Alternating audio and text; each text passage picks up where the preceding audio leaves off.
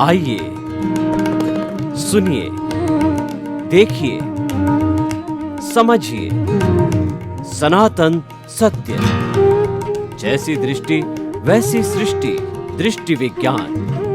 कुदरत, कुदरती रचना एवं कुदरत के कानून से शाश्वत सुख की प्राप्ति।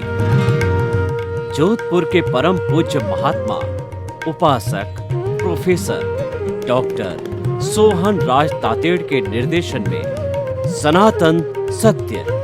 जैसी दृष्टि वैसी सृष्टि, दृष्टि विज्ञान।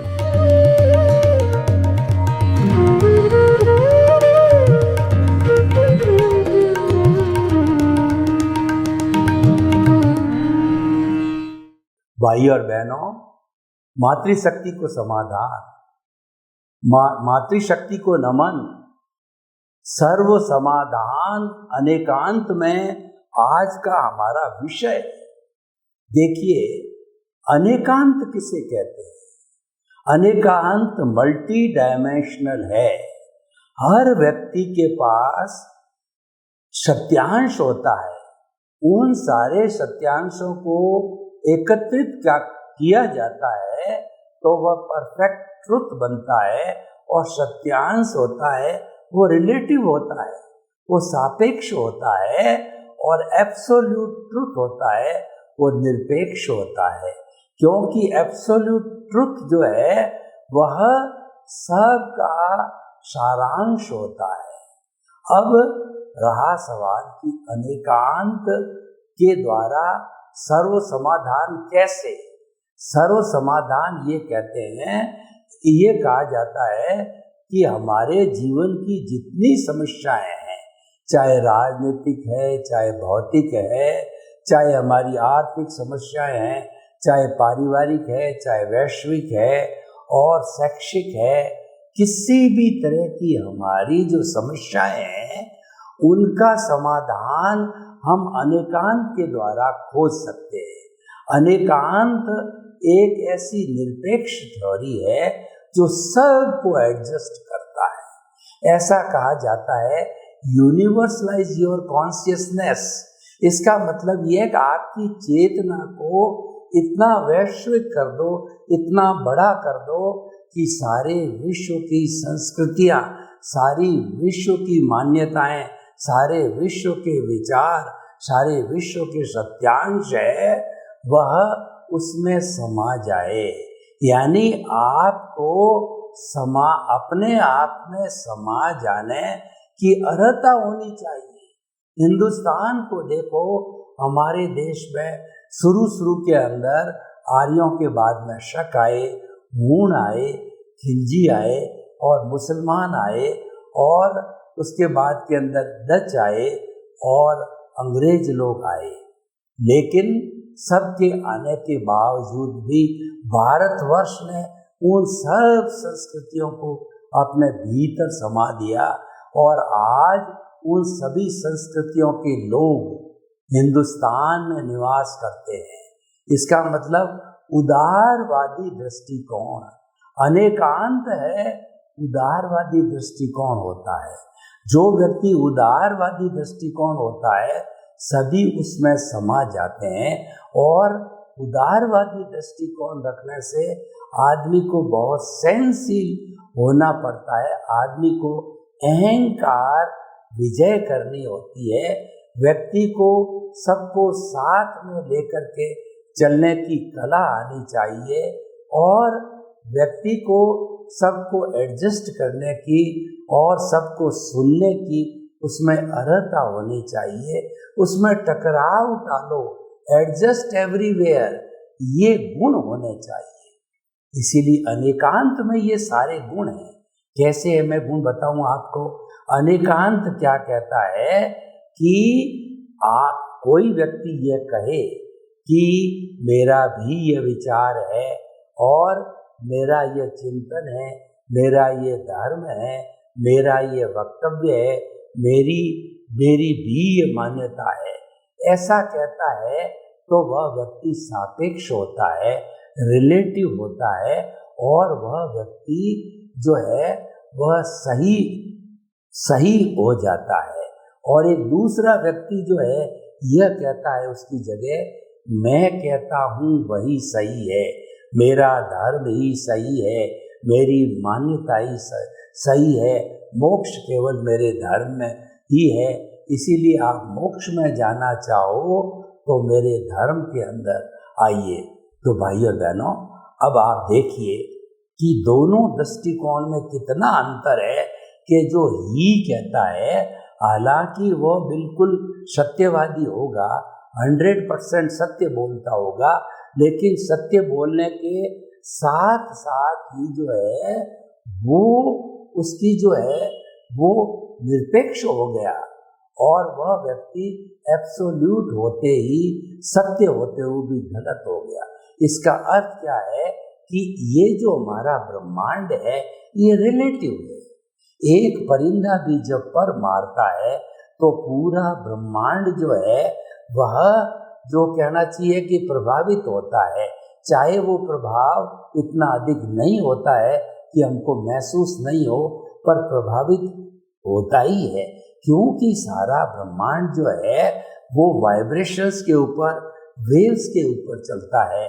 जिन लोगों ने वेव थ्योरी पढ़ी है, यानी कि जिन्होंने जो है वेवलेंथ, फ्रीक्वेंसी और जो है उसके बाद के अंदर cos theta, sine theta, sinusoidal wave इत्यादि पढ़ा है, जानते हैं, इस पर कार्य किया है और कर रहे हैं, वो अच्छी तरह से जानते हैं कि हम जो बोलते हैं उसकी सबकी वेव्स बनती है और वो वेव्स जो है बाद में उसी के आधार पर जो है हमारे मोबाइल के अंदर, टीवी में, सैटेलाइट के ऊपर और जो है सभी तरह के जितने हमारे यंत्र है या हमारे सोशल मीडिया है उस पर वो चीज़ें आती है, ऑडियो आता है, वीडियो आता है, भाषण आता है, फोटो आता है, इत्यादि इत्यादि। तो कहने का मतलब ये क्यों आता है, ये सापेक्षता की थ्योरी से आता है और हमारा अनेकांतवाद है वह जो है थ्योरी ऑफ नॉन एब्सोल्यूटिज्म है, यानी वह भी रिलेटिव थ्योरी को सपोर्ट करता है। और जब सारी रिलेटिव थ्योरी इकट्ठी हो जाती है तब वो एब्सोल्यूट ट्रुथ कहलाता है और ऐसा एब्सोल्यूट ट्रुथ का जानने वाला इस औदारिक शरीर के अंदर भगवान कहलाता है और वह जो है केवल ज्ञानी होता है, यानी ओनली नॉलेज होता उसके पास में और वो एब्सोल्यूट ट्रुथ का वो जानने वाला है। लेकिन वो एब्सोल्यूट ट्रुथ का जानने वाला कभी भी ये थोपता नहीं है कि जो है एब्सोल्यूट ट्रुथ को मैं ही जानता हूँ, वह अपने मुंह से ये कभी नहीं कहता है। तो हमारी अनेकांतवाद की जो थ्योरी है ये सबको साथ लेकर के चलने की है, इसी कारण से सब जो है समाधान इसके अंदर हो जाते हैं। उदाहरण के तौर पर देखिए कि हम लोग समाज में जीते हैं, मनुष्य एक सामाजिक प्राणी है, समाज में उसकी पहचान होती है, समाज में ही वह काम करता है और समाज ही उसको पद प्रतिष्ठा देता है। तो समाज में बहुत से लोग रहते हैं। आज विश्व के अंदर 8 अरब की जनसंख्या है और मुंडे मुंडे मतिर भिन्ना, हर एक की अलग अलग सोच होती है। अगर किसी दूसरे की सोच को हम स्वीकार न करें और इसका अर्थ ये हुआ कि हम उसके अस्तित्व को स्वीकार नहीं करते हैं और उसके अस्तित्व को स्वीकार नहीं किया जाता है, इसका मतलब हमारा अस्तित्व कुछ नहीं है, वह अस्तित्व गौण हो गया। जब आप दूसरे के अस्तित्व को नकारते हो तो इसका अर्थ यह है कि आपका कोई अस्तित्व नहीं। दूसरे के अस्तित्व को नकारने का अर्थ यह है किसी प्राणी की हिंसा करना, उसको मारना, प्रताड़ना देना, दुख देना, कष्ट देना, यह दूसरे के अस्तित्व का हनन होता है। तो निश्चित मानिए कि आपका भी वही हाल होने वाला है।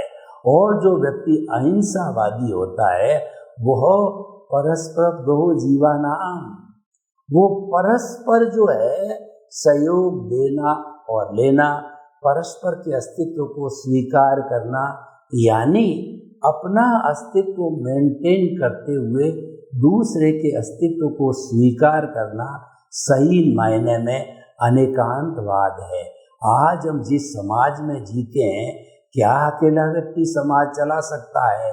सब मिलकर के समाज चलाते हैं कि फूड ग्रेन्स उगाने वाला हमको फूड ग्रेन्स देता है, सब्जी उगाने वाले से सब्जी आती है, कपड़ा बुनने वाले से कपड़ा आता है, और हमारे जो और आवश्यकताएं, रोटी, कपड़ा, मकान, शिक्षा, चिकित्सा, वो सारी मूलभूत आवश्यकताएं अलग अलग क्षेत्र के लोग अलग अलग किस्म की जो वैरायटी रखते हुए हमारी आवश्यकताओं की पूर्ति करते हैं।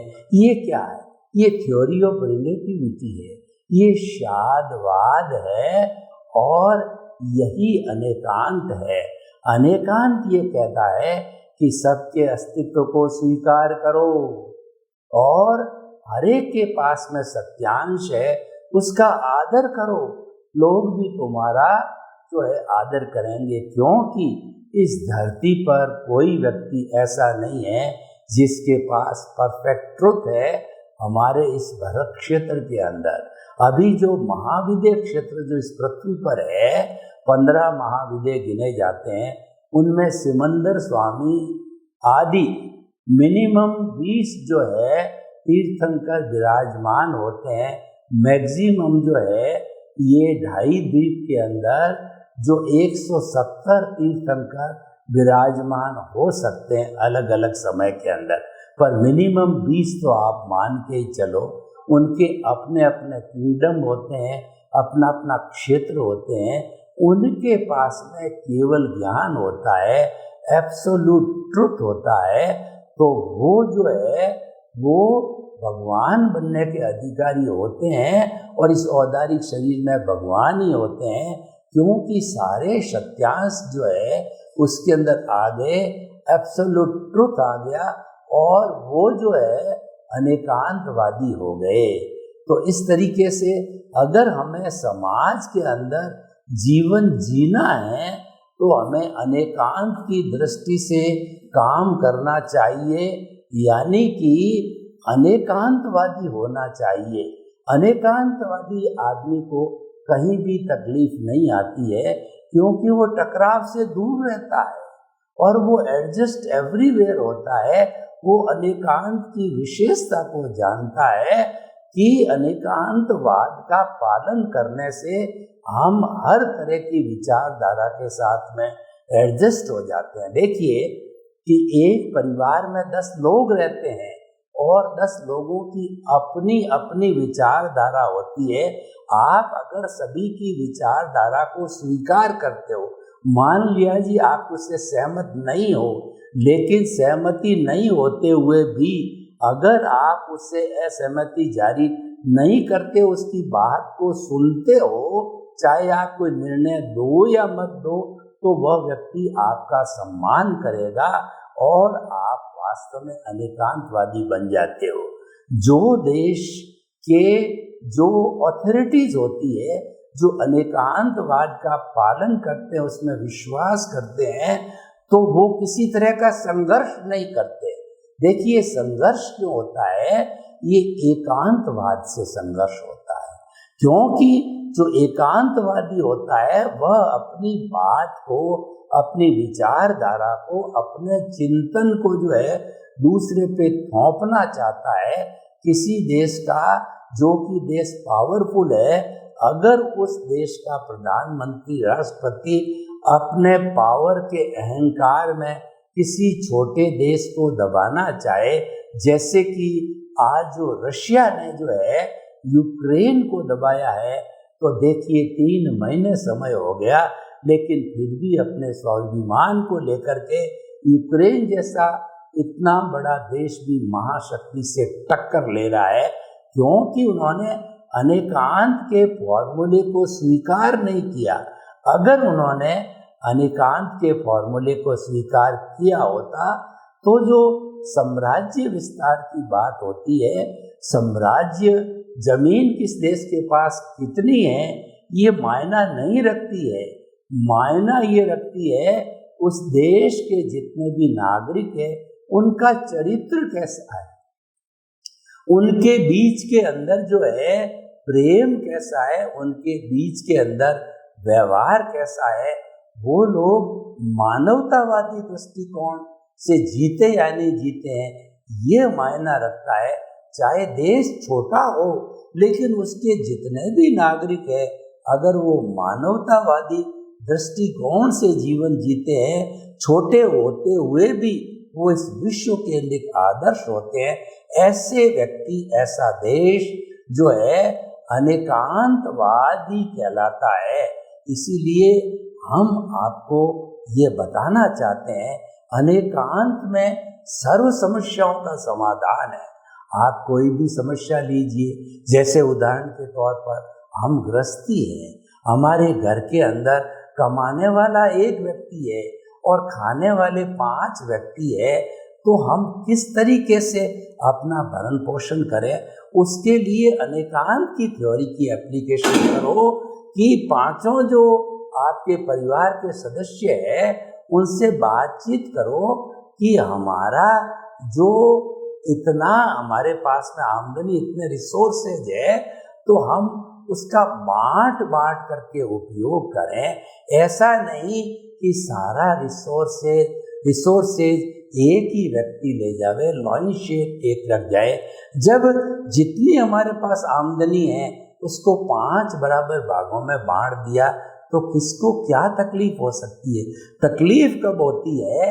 ये अनेकांतवाद का दृष्टिकोण है। तकलीफ कब होती है? एक व्यक्ति जो है वो 4 लोगों का हिस्सा खुद ले लेता है और पीछे एक व्यक्ति का हिस्सा छोड़ता है, तो ये अहंकार की प्रवृत्ति है, ये एकांतवाद की प्रवृत्ति है, ये पक्षपात की है। जहाँ पर एकांतवाद होगा वहाँ पक्षपात होगा, वहाँ प्रतिक्रिया होगी, वहाँ टकराव होगा। जहाँ अनेकांत होगा वहाँ टकराव नहीं होगा, वहाँ प्रेम होगा और वहाँ पे एडजस्ट एवरीवेयर होगा, क्योंकि सबके साथ समानता का व्यवहार है। अगर हम सभी पूरे समाज में, देश में या परिवार के अंदर समानता का व्यवहार करें तो किसी को क्या तकलीफ होगी? क्योंकि जितने सदस्य हैं सभी चाहते हैं कि मुझे तो मेरा हिस्सा मिल जाए, जितना भी मुझे हो वो मेरा मिल जाए। उसको मिल जाता है तो क्या तकलीफ है? कोई तकलीफ नहीं है।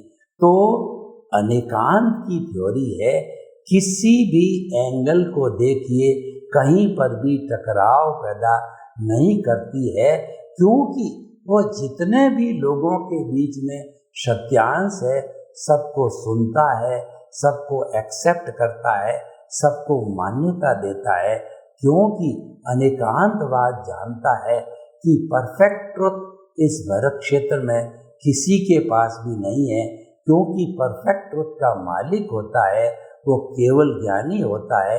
और अब यहाँ पर कोई केवल ज्ञानी नहीं है।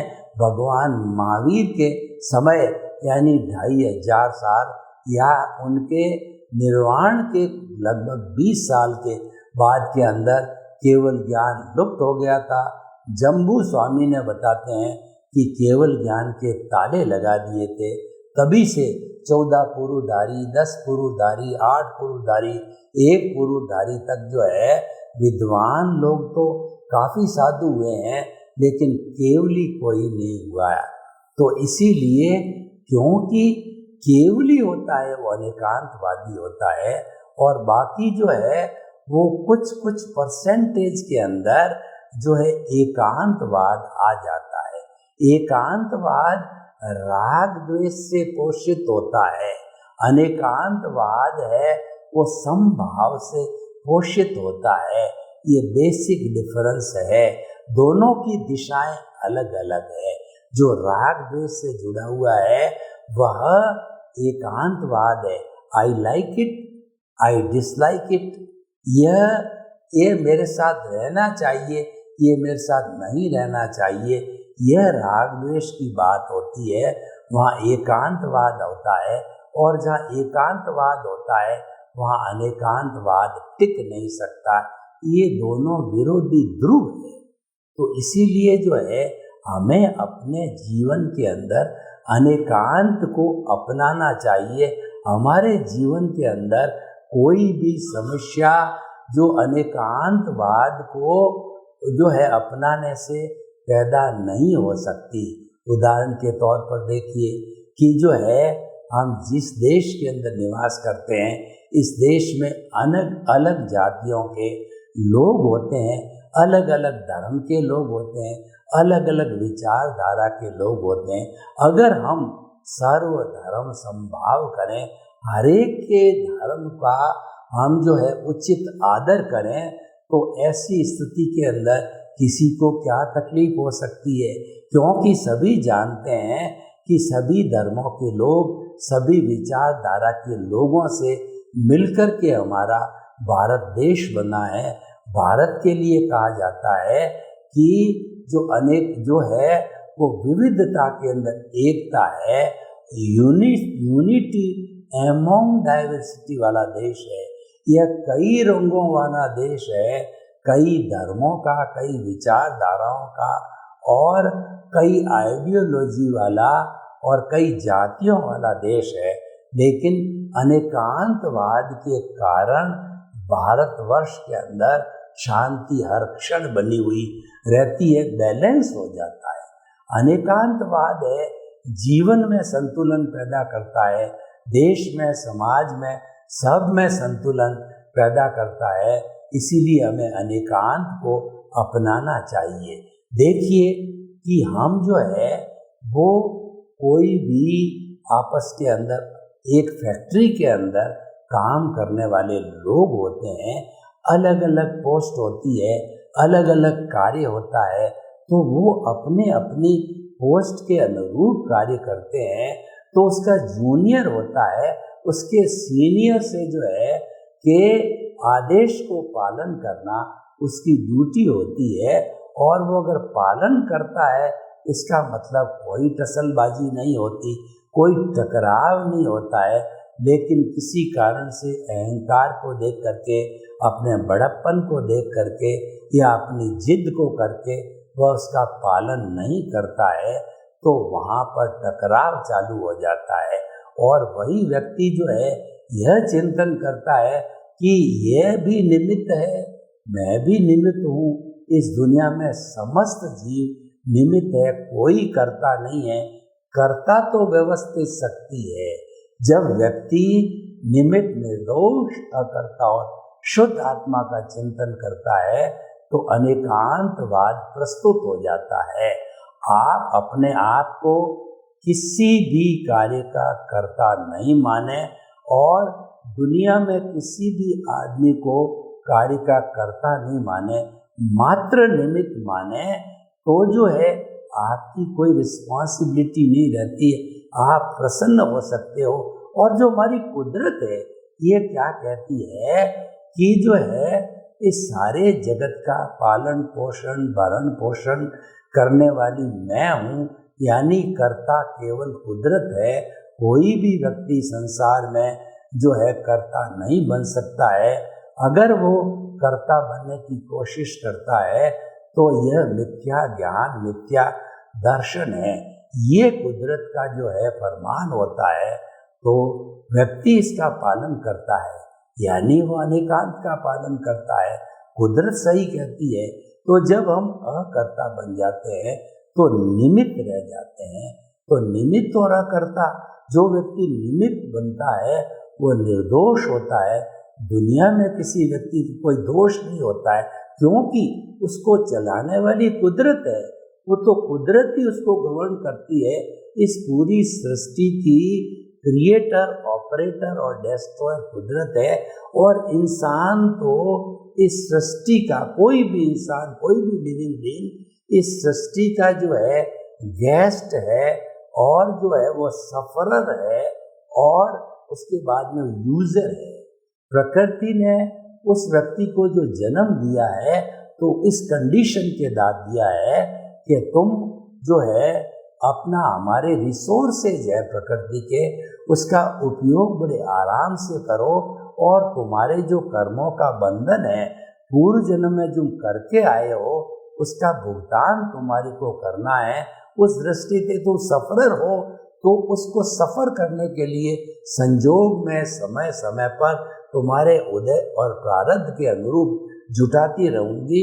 और तुम्हारा जितना आयुष्य कर्म है 60 साल 70 साल 80 साल उतने वर्ष के तुम गेस्ट हो, फिर चले जाओगे, फिर दूसरा आएगा। तो इसीलिए व्यक्ति अपने कर्मों का भुगतान करता है। वो इस जो जगत रूपी रंग मंच पर अभिनय करता है, चला जाता है, फिर दूसरा आता है। आत्मा अजर अमर है, वह अनेकांत है। आत्मा को परमानेंट होने के कारण हम अनेकांत स्वरूपी कह सकते हैं।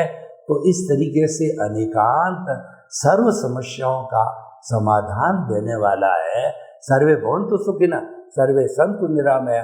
लोक के सब जीवों को सुख मिले, शांति मिले, आनंद मिले, प्रेम मिले, सौहार्द मिले और सभी हिल मिल करके हम इस जो है स्वर्ग को धरा पर उतार लाए। आपके प्रति मंगल कामना। ओम